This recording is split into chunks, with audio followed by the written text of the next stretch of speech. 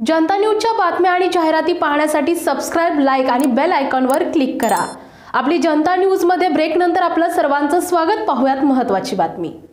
अमोल कोल्हेने आपल्या 5 वर्षाच्या कारकीर्दीमध्ये कवडीचा विकास या ठिकाणी केला नाही आणि मग जर अमोल कोल्हे कवडीचा विकास करत नसतील तर त्याला कवडी मोल करण्याचं काम ही जनता नक्की करेल, हा विश्वास या ठिकाणी देतो। आणि शिवाजीरावांच्या घड्याळ या घोडगंगा सहकारी साखर कारखाना आहे, बरोबर ना? चालू आहे का कारखाना? बंद आहे। हे यांचं कर्तृत्व म्हणजे ज्या शेतकऱ्यांच्या कष्टावर या ठिकाणी कारखाना उभा राहिला। मला वाटतं मल्लिकार्जुन या देवस्थाननं या ठिकाणी 100-125 एकराची जागा त्या कारखान्याला दिली। त्याही वेळेला सांगितलं होतं मल्लिकार्जुन नाव आम्ही त्या कारखान्याला देऊ। कारखान्याला तर नाव दिलं नाही, कारखान्याला स्वतःच्या वडिलांचं नाव दिलं। अरे जे देवाला फसवतात ते त्या ठिकाणी जनतेसाठी काय काम करतात?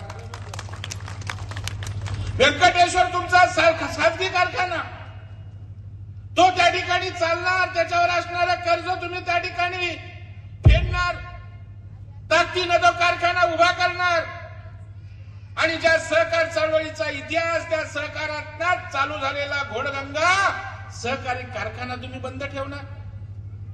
म्हणजे 15 किलोमीटर मध्ये प्रचंड प्रमाणावर ऊस असताना तुमचा खासगी कारखाना त्या ठिकाणी चालणार आणि सर्वसामान्य माणसांचा घोडगंगा बंद राहणार।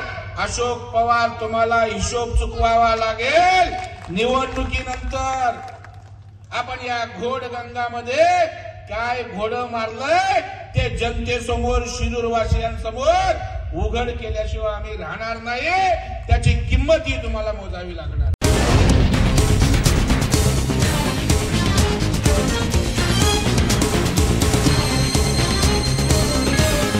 जनता न्यूज, नवा शोध, नवी बातमी।